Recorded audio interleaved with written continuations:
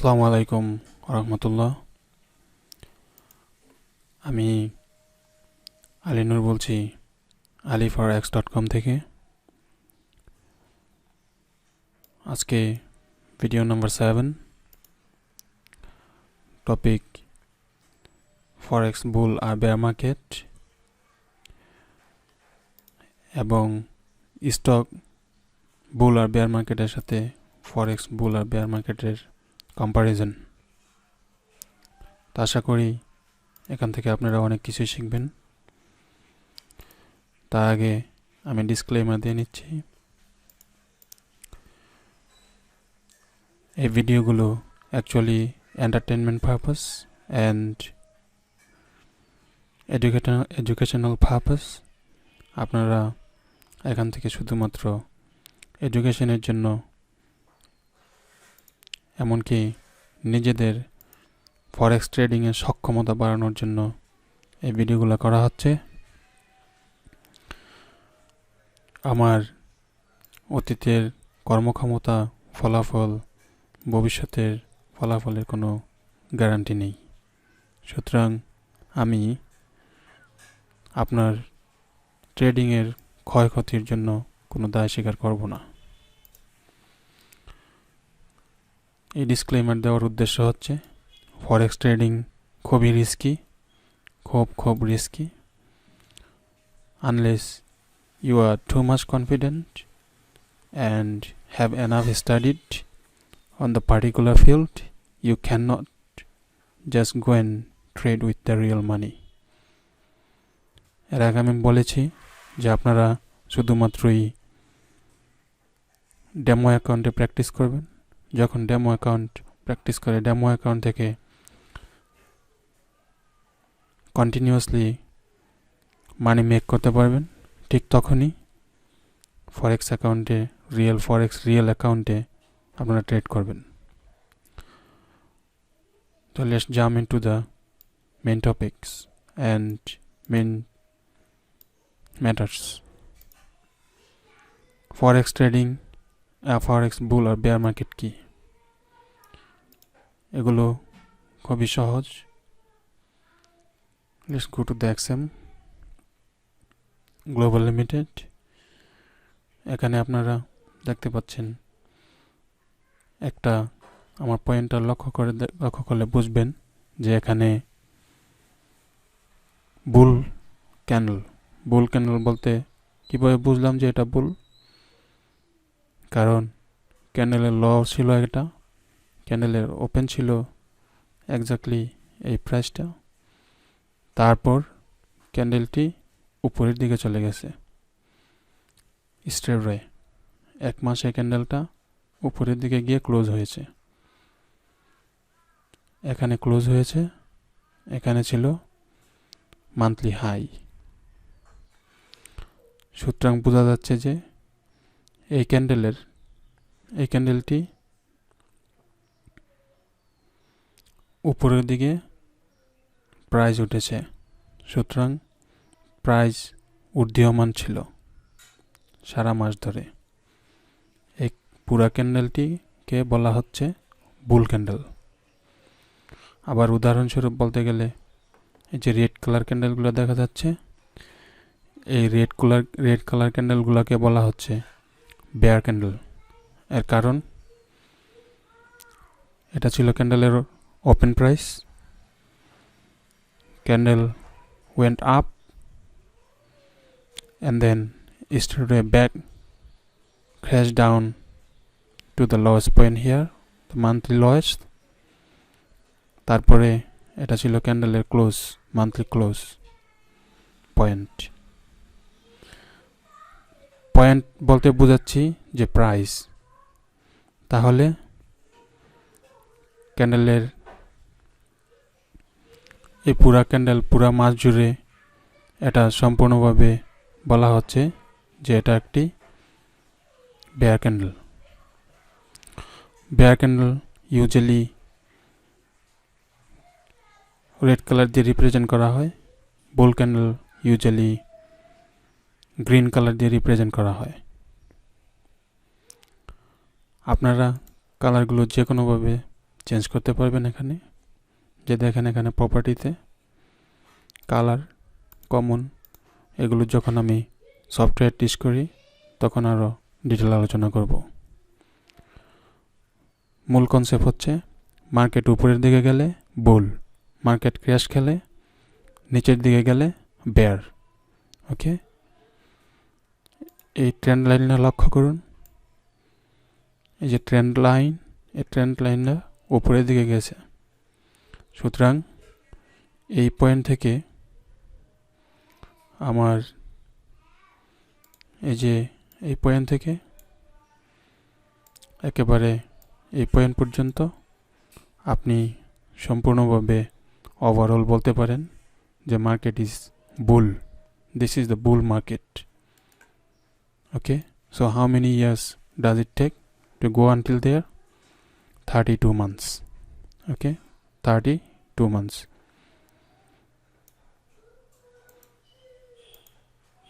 প্রায় 3 বছর।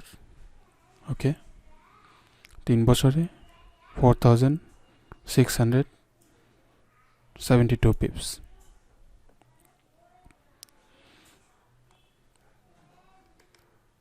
তো গেল বুল আর বেয়ারের বিষয়টা।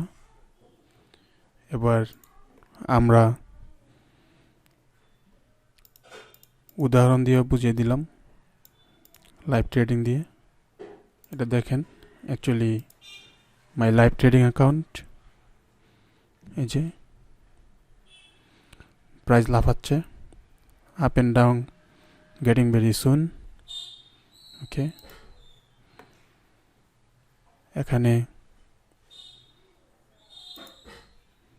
এই যে $41 from GBP Japanese, Canadian Japanese yen $31, Euro Japanese yen $31, USD Swiss franc $18, Audi Japanese $17, Euro Swiss franc $16, and keep on traded. I usually trade, আমি সচরাচর সবগুলো কারেন্সিতে ট্রেড করি। একই সাথে আপনার স্ট্র্যাটেজি যদি স্ট্রং থাকে, অ্যানালিসিস যদি খুব ভালো থাকে, আপনি ট্রেড করতে পারবেন, কোনো সমস্যা হবে না। তো এখন আমি বলবো স্টক মার্কেট আর বেয়ার মার্কেটের, স্টক মার্কেট আর ফরেক্স মার্কেটের বেয়ার কনসেপ্ট অ্যান্ড বুল কনসেপ্টগুলো কী। তো এখানে আমি কিছু কথা লিখে রেখেছি আগে থেকে, এগুলো আপনারা পড়তে পারবেন অথবা আমিও পড়ে শোনাইতে পারি। ফরেক্স হচ্ছে সারা বিশ্বের ভিতরে সবচেয়ে ভোলাটাইল, মানে আপ অ্যান্ড ডাউন ফ্লাকচুয়েশন হয় খুব দ্রুত, ফ্লাকচুয়েশন খুব বেশি। এটা একটা খুব ভোলাটাইল মার্কেট। শেয়ার মার্কেট ততটা ভোলাটাইল থাকে না, তবে শেয়ার মার্কেটের ক্ষেত্রে ওপেনিং মার্কেট আওয়ার্স বলতে গেলে মার্কেট খোলার 1 ঘন্টা পর্যন্ত মার্কেটের ভোলাটিলিটি একটু বেশি থাকে, কিন্তু ফরেক্স মার্কেটের ভোলাটিলিটি এটা সবসময়ই থাকে। সুতরাং ফরেক্স মার্কেট মাস মোর সুইটেবল দেন শেয়ার মার্কেট। ফরেক্সের দাম বাড়লে যেমন বাই করা যায়, আবার দাম কমলে সেলও করা যায়। এটা ইমিডিয়েটলি মুনাফা আপনার এখানে জমা হয়ে যাবে। আপনি যখন মার্কেট থেকে, ফরেক্স মার্কেট থেকে ক্লোজ করে দিবেন, মার্কেট থেকে বেরিয়ে যাবেন, ট্রেড ক্লোজ করে দিবেন, এই যে দেখাচ্ছি এখানে $41, এখানে যদি আমি এই যে ক্লোজ আছে, এই ক্রসে যদি ক্লোজ করে দিই, তাহলে এই $41.32 will be added to my main balance। আর যদি এটা লস হতো তাহলে এখানে মাইনাস থাকতো, তাহলে $41.36 36 cents would have minus from my main balance. আরেকটা বিষয় হচ্ছে স্টক মার্কেটগুলো আপনি মার্কেট থেকে বেরিয়ে গেলে সরাসরি আপনাকে টাকা দিবে না, কিন্তু ফরেক্স মার্কেট সরাসরি আপনাকে ডলার দিয়ে দিচ্ছে। এবার চলুন আমরা এগুলোর পার্থক্য সম্পর্কে জানি। ফরেক্স মার্কেট আর স্টক মার্কেটের পার্থক্যগুলো কী কী, পার্থক্যটা এখান থেকে দেখালে আরও সুন্দরভাবে বুঝতে পারবেন। ধরুন আমি এখানে সেল করেছি ফরেক্স মার্কেটে, সেল করে মার্কেটটা এতটুকু 418 pips ক্র্যাশ খেয়েছে। ওকে, দ্যাট মিনস 418 pips আমার প্রফিট। এখন যদি আমি চাই যে মার্কেটটা এই ট্রেডটা সেল ট্রেডটা ধরে রেখে আমি বাই করব, আমি কিন্তু বাই করতে পারবো। এই যে দেখেন buy limit, I have placed a trade by limit here. Once যখন এই মার্কেটটা 156.350 থেকে ক্রস ডাউন করে এই পর্যন্ত আসবে, ওকে, 155.227 পর্যন্ত আসবে অথবা আর একটু নিচে যাবে, তখন এই বাই ট্রেডটা এক্সিকিউশন হয়ে যাবে। আমি এই বাই ট্রেডটা রাখতে চাচ্ছি না, এটা ডিলিট করে দিচ্ছি।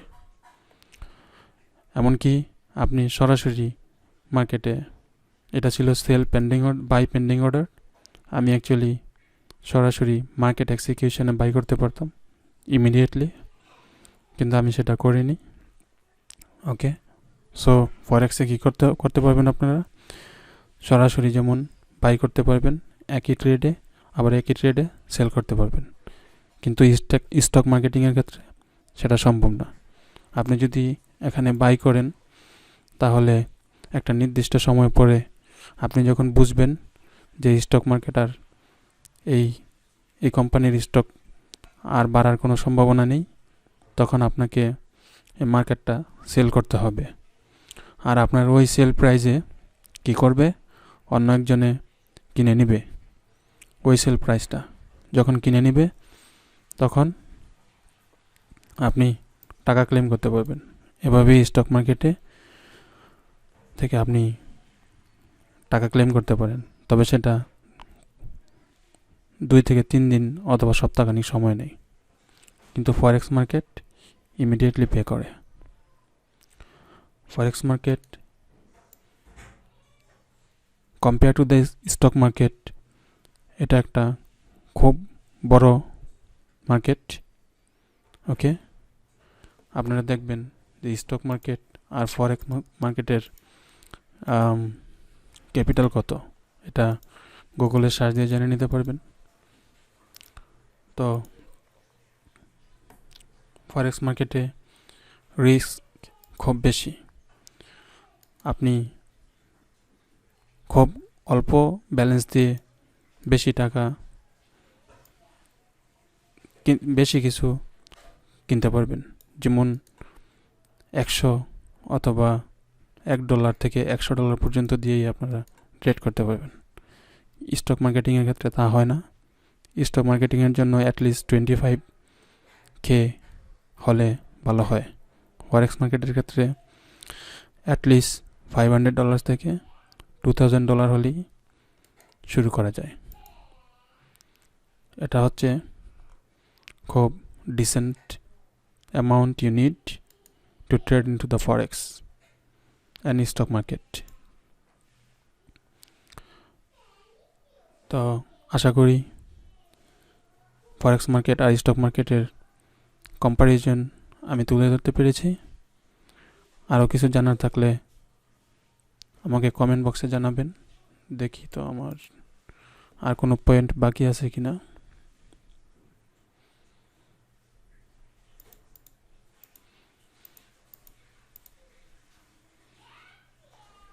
ওকে, তো এখানেই শেষ করলাম। দেখা হবে ইনশাল্লাহ অ্যানাদার ভিডিওতে। সেই পর্যন্ত ভালো থাকবেন। Happy trading. আসসালামু আলাইকুম।